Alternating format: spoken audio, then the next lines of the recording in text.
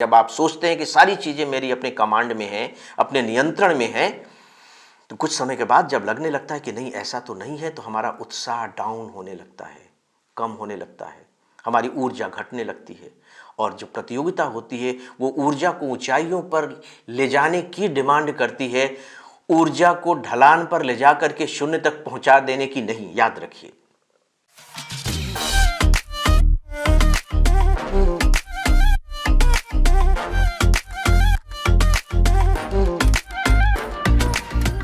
मेरे प्यारे साथियों, नमस्कार। फ्रेंड्स, क्या वाकई सिविल सर्विस का जो प्री एग्जामिनेशन है वो एक जुआ है, गैम्बलिंग है? हालांकि आप मेरे इस शब्द को सुनकर के थोड़ा सा चौंक गए होंगे कि सर के दिमाग में ये बात कहाँ से आई। मैं आपसे पूछता हूँ कि जो वाक्य मैंने कहा कि क्या प्री एग्जामिनेशन एक जुआ है, कुछ इसी तरह का थॉट्स आपके दिमाग में मौजूद नहीं है? अब वो कितना प्रोमिनेंटली है मुझे नहीं मालूम। आप भी कहीं न कहीं, कभी न कभी, थोड़े से ही रूप में सही, लेकिन सोचने के लिए विवश हो गए हैं, मजबूर हो गए हैं कि यार जो प्री एग्जामिनेशन है वो तो अब जुआ हो गया है। और आप इसे बहुत अच्छे तरीके से जानते हैं कि जो हमारे विचार होते हैं वही हमारे कर्म बनते हैं।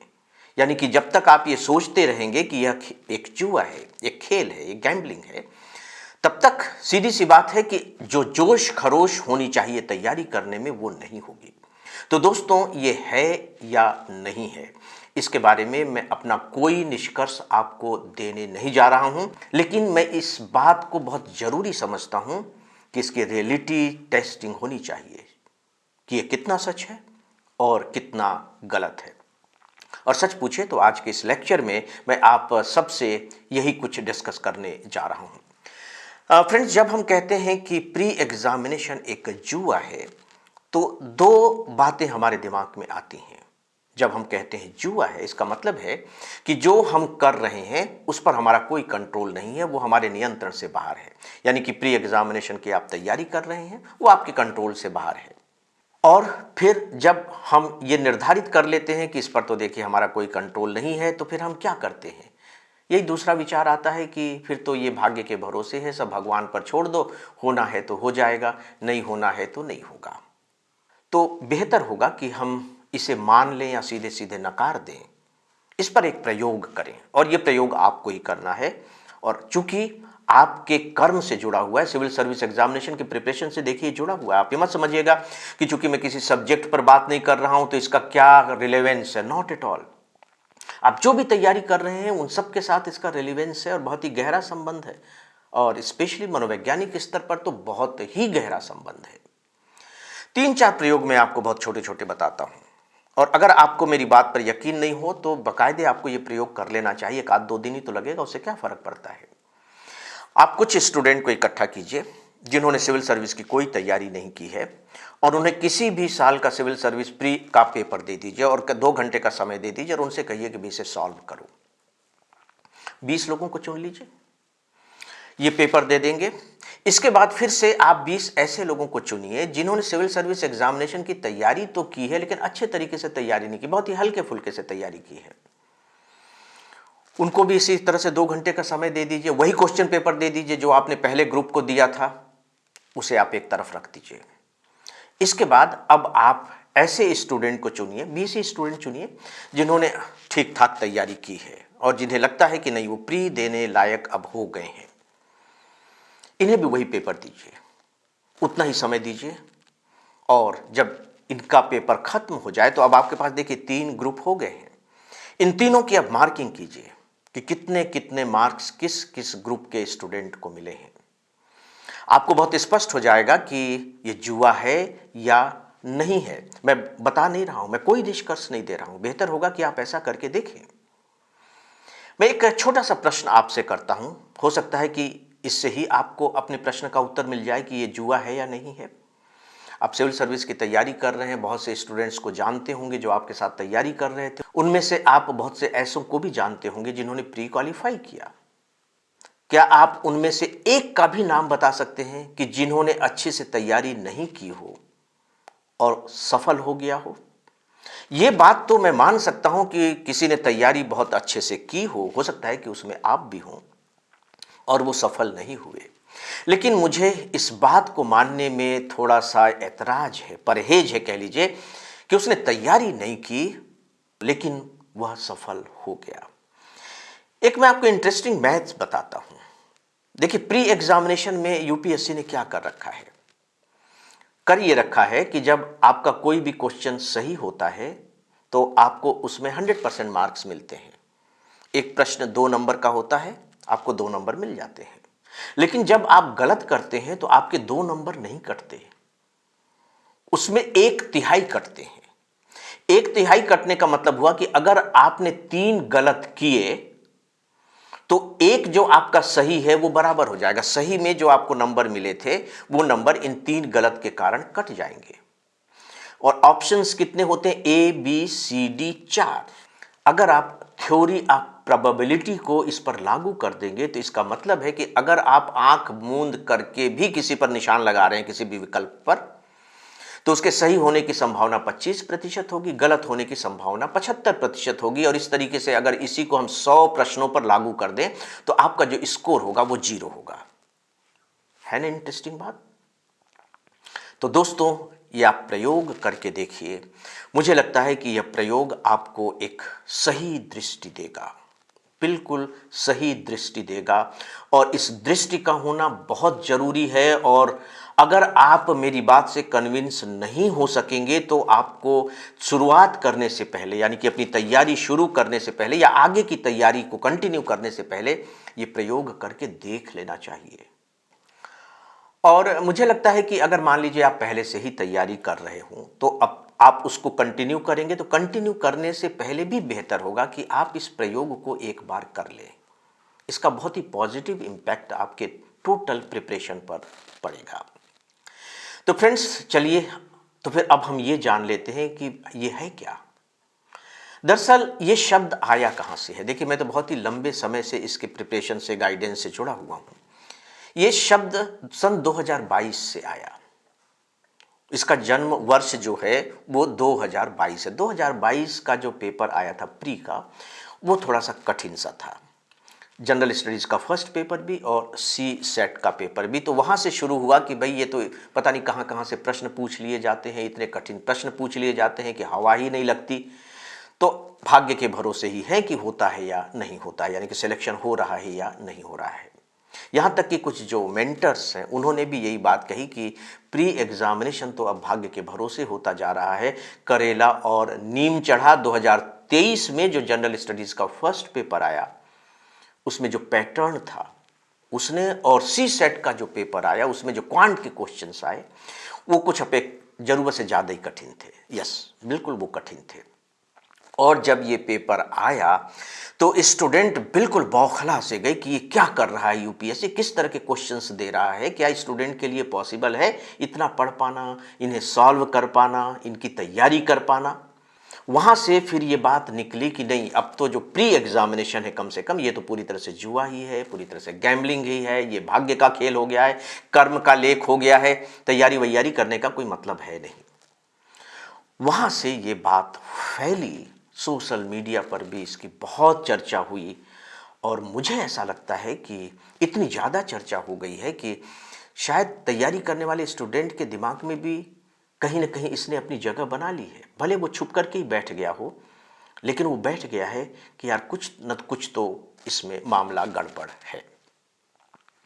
दोस्तों, अब मैं आपको 1-2 इंपॉर्टेंट पॉइंट्स इसके बारे में ही बताने जा रहा हूं। हमारे दिमाग में ये बहुत स्पष्ट होनी चाहिए कि जो सिविल सर्विस एग्जामिनेशन है, नाम तो एग्जामिनेशन है लेकिन ये मूलतः एक कॉम्पिटिटिव एग्जामिनेशन है, यह एक प्रतियोगिता है। और मान करके चलिए कि जहां भी प्रतियोगिता होगी वहां रिस्क होगा ही होगा, अनसर्टेनिटी होगी ही होगी, उसके लिए स्पेस रहता ही रहता है। अदरवाइज वो प्रतियोगिता हो ही नहीं सकती। किसी भी क्षेत्र की प्रतियोगिता को ले लीजिए, आप खेल को ले लीजिए, चलिए आप मनोरंजन के लिए खेल रहे हैं, आप खेलते रहिए, लेकिन जैसे ही किसी टीम के साथ या किसी खिलाड़ी के साथ आपका मुकाबला होगा तो प्रतियोगिता हो जाएगी। और जैसे ही प्रतियोगिता हो जाएगी तो वहां एक स्पेस बन जाएगा। और किसका स्पेस बन जाएगा? रिस्क का स्पेस बन जाएगा। हो सकता है कि मैं फेल हो जाऊं, हो सकता है कि मैं हार जाऊं। देखिए, जो गीता है हमारी श्रीमद् भगवत गीता, वो तो कर्मयोग की बात करती है, वो ज्ञान योग की बात करती है, वो सांख्य दर्शन पर आधारित है। और आप जानकर आश्चर्य करेंगे कि भगवान कृष्ण ने गीता में अर्जुन को समझाते हुए जो किसी भी काम के होने के जो 5 कारक बताए हैं, 5 फैक्टर्स, कि इन 5 फैक्टर्स से मिलकर कोई काम सिद्ध होता है, उसमें से एक फैक्टर को उन्होंने कहा है देव। देव का मतलब है कि देवता, यानी कि ये जो 5वां फैक्टर है ना, ये आपके हाथ में नहीं है, ये किसी दूसरे के हाथ में है। उसे आप देवता कह लीजिए, उसे आप परिस्थिति कह लीजिए, उसे आप समय कह लीजिए, कुछ भी कह सकते हैं।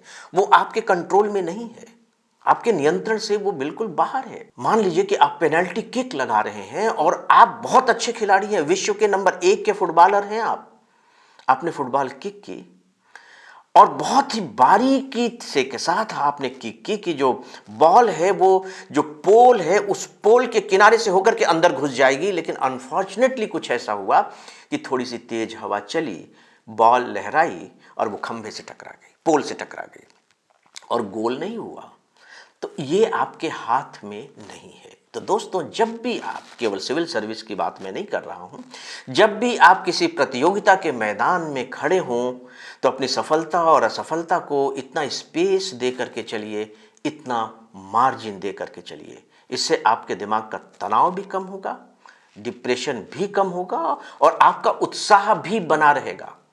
मैं रिपीट करना चाहूँगा, आपका उत्साह भी बना रहेगा। जब आप सोचते हैं कि सारी चीज़ें मेरी अपने कमांड में हैं, अपने नियंत्रण में हैं, तो कुछ समय के बाद जब लगने लगता है कि नहीं, ऐसा तो नहीं है, तो हमारा उत्साह डाउन होने लगता है, कम होने लगता है, हमारी ऊर्जा घटने लगती है। और जो प्रतियोगिता होती है वो ऊर्जा को ऊंचाइयों पर ले जाने की डिमांड करती है, ऊर्जा को ढलान पर ले जा करके शून्य तक पहुंचा देने की नहीं। याद रखिए दोस्तों, अब मैं थोड़ी सी बात इस पर करना चाहूंगा कि असफल तो होते हैं, होंगे ही। तो जब हम असफल होते हैं तो उसके ठोस कारण क्या है? मैं बहुत ज़्यादा तथ्यों पर नहीं जा रहा हूं, मैं बातों को बहुत जटिल नहीं बना रहा हूं, मैं बहुत ही सिंपल सी 2 बातें आपके सामने रख रहा हूं। मान लीजिए कि कोई भी एक स्टूडेंट जिसने अच्छी तैयारी की अपने ढंग से और वो असफल हो गया, तो कौन सी बातें हुई? मुझे लगता है कि हमें इस रूप में सोचना चाहिए कि हमारी तैयारी में कुछ कमी रह गई। हो सकता है कि हमें समझ में नहीं आ रहा है, लेकिन कुछ ना कुछ कमी तो रह गई है। और तैयारी एक तरफा तो होते नहीं, उसके कितने सारे एलिमेंट होते हैं, कोई ना कोई कमी रह गई है। एक ये कारण हो सकता है। और दूसरा, जिससे मैंने अभी देव कहा है कि ठीक है, मैंने तो अपनी तैयारी जम करके की, लेकिन दूसरों के बारे में क्या? दूसरे भी तो है ना, वे भी तैयारी कर रहे हैं। तो यह भी तो हो सकता है कि जो उनकी तैयारी हो मुझसे बेहतर हो। तो मेरी तैयारी में हो सकता है कि कुछ कमी रह गई हो, इसलिए मैं असफल हो गया। या हो सकता है कि मेरी तैयारी तो बिल्कुल अच्छी थी, लेकिन दूसरों की तैयारी मुझसे कई गुना ज्यादा बेहतर थी, या थोड़ी सी ही बेहतर थी मान लीजिए, वो सफल हो गए। तो मैं चूका हूं तो कितने से चूका हूं, यह भी इंपॉर्टेंट होता है। मैं बहुत थोड़े से चूका हूं। तो ये जो थोड़े से चूका हूं, यहां पर फिर हम संयोग मान लेते हैं, देव मान लेते हैं। थोड़े से चूकना वो हमारे नियंत्रण में नहीं होता है, वो किसी दूसरे के नियंत्रण में होता है, परिस्थितियों के नियंत्रण में होता है। जब आप एग्जाम दे रहे थे तो पता नहीं आपकी मानसिक स्थिति क्या थी, स्वास्थ्य की स्थिति क्या थी, नींद की स्थिति क्या थी, घबराहट कितनी हो रही थी। ये बहुत सारी चीजें, बहुत सारी बातें वहां अपना अपना रोल प्ले करती हैं। तो दोस्तों, अब जो मैं अंत में आप सबसे कहना चाहूंगा वो ये कि प्री एग्जामिनेशन को जुआ मानना न तो तार्किक है और न ही व्यावहारिक है। यह मुझे पूरी तरह से इलॉजिकल लगता है। इसीलिए शुरू में मैंने आप सबको एक प्रयोग करने की सलाह दी है। जैसे ही आप वो प्रयोग करेंगे, आपके सामने बिल्कुल चीजें स्पष्ट हो जाएंगी। हाथ कंगन को आरसी क्या, चीजें स्पष्ट रूप से दिखाई देने लगेंगी। करके देखिए। और मुझे लगता है कि यदि इस तरह का थॉट आपके दिमाग में है तो प्लीज आपको इसे करना ही चाहिए। इसमें ढिलाई बिल्कुल मत दीजिए, शुरुआत इसी से ही कीजिए। मैं जिस निष्कर्ष पर अंत में पहुंचा हूं, मैं आपको विश्वास दिलाता हूं कि आप भी इसी निष्कर्ष पर पहुंचेंगे, क्योंकि यहाँ सवाल कला का नहीं है, सवाल आर्ट का नहीं है, यहाँ सवाल साइंस का है और साइंस आपको इसी निष्कर्ष पर पहुंचाएगा। और मुझे लगता है कि तब आप अपनी तैयारी को बहुत ठोस रूप दे सकेंगे, बहुत आत्मविश्वास के साथ अपनी इस तैयारी की जर्नी को आप पूरा कर सकेंगे। फ्रेंड्स, मैं आपको एक और जरा से मज़ेदार बात बताना चाहूँगा।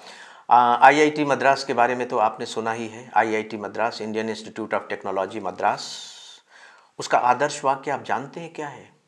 बड़ा खूबसूरत आदर्श वाक्य है। उनका आदर्श वाक्य है सिद्धिर भवति कर्मजा, यानी कि जो सिद्धि मिलती है वो कर्म से मिलती है। अंग्रेजी में हम इसे कहेंगे success is born out of action, यानी कि जब हम कर्म करेंगे तभी सफलता मिलेगी। अंग्रेजी में एक बहुत खूबसूरत कहावत भी है, luck is always with the strongest. जो मजबूत लोग होते हैं, जो साहसी लोग होते हैं, भाग्य हमेशा उन्हीं का साथ देता है, भाग्य हमेशा उन्हीं के साथ होता है। और मुझे लगता है कि आप अपने आप को स्ट्रॉन्गेस्ट बनाने में कोई कसर नहीं छोड़ेंगे। फ्रेंड्स, यदि आपको हमारा यह वीडियो पसंद आया हो तो आप इसे ज़्यादा से ज़्यादा लोगों तक शेयर करें, लाइक करें और हमारे YouTube चैनल को सब्सक्राइब भी करें। तो दोस्तों, इस विषय पर अब बस इतना ही। मुझे इजाज़त दें। नमस्कार।